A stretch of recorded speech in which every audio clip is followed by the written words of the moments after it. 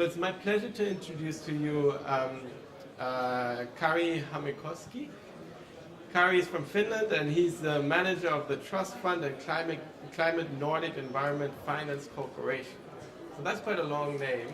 And I think for our audience we need to break that down a little bit and understand what exactly is the Trust Funds and Climate Nordic Environment Finance Corporation. Thank you, Max. My pleasure to be here. It's an IFI. Nefco is an IFI based in the Nordic countries. And what we do, we invest in environmental projects, but we also manage trust funds.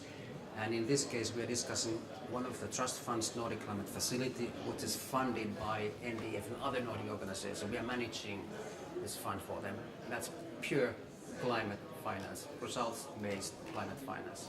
And when you say results-based, what exactly are the kind of results that you're looking for?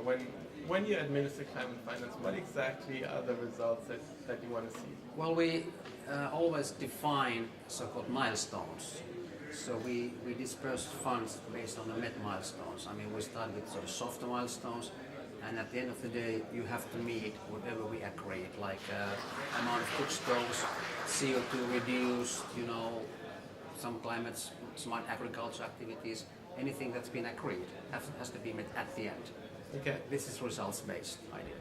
And just to break that and give a visual picture for our audience, what are the kind of projects that you finance through the trust fund, and what are the results that you see at the end?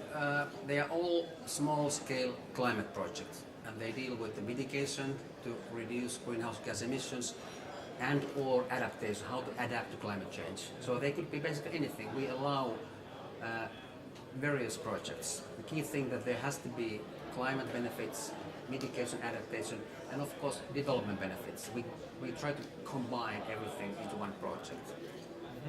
Could be almost anything, cook stoves, water harvesting, agriculture, charcoaling. Absolutely. No, very interesting. And maybe you can give us a little bit of a background on how the Nordic region is tackling climate change. How have the Nordic countries, already progressed on their climate action plans, and how are they making financing and technical support available? Well, I like to think the Nordic countries have been really active, but I mean I'm representing an IFI. I'm not representing countries as such. It's an IFI owned by Nordic countries, so I have a slightly different view. But in general, I think Nordic countries have been very active. Like, for example, Nefco, my company, we've been managing major carbon funds, and the main donors have been the Nordic governments. So the Nordic governments have been really active in this climate mitigation. But we also have a good example of adaptation, which I think the key message today from my point of view. No, I completely agree, and that's often the missing part of the equation. Exactly, yeah. Where most people focus on renewables, but you also have to figure out how people will continue to live with the climate impacts. Yeah. And I mean, part of your work is also, advising and showcasing how this could work.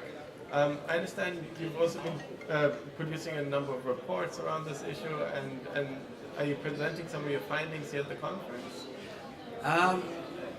Sort of indirect. I'm involved in discussions here, of course, and we did write a scientific paper on these issues. I mean, typically we only do actual projects, but since this is an interesting subject, so we actually wrote a paper on this, and that exactly analyzed the possibilities to combine adaptation with mitigation and how to attract private funding, kind of these things. And I guess the main conclusion is that you can combine things, and when you combine, it's easier to attract private finance that's needed on a longer term. And furthermore, I think we would need more business models around adaptation. And I know there are clever people here that would come up with more business ideas surrounding adaptation as such. So I think that's important. Yeah. Absolutely, and I think that's the message really for the innovation component of Innovate for Climate, is that you can package your benefits. You can package the mitigation benefits as we're reducing of greenhouse gases as well as the adaptation benefits, Yes. which are the sustainable development benefits. Exactly. Yeah. And that is a way of really encouraging more financial support, more technological support, and you're really an example of how this is working. Thank you very much for giving us the time, and thank you for sharing your experiences.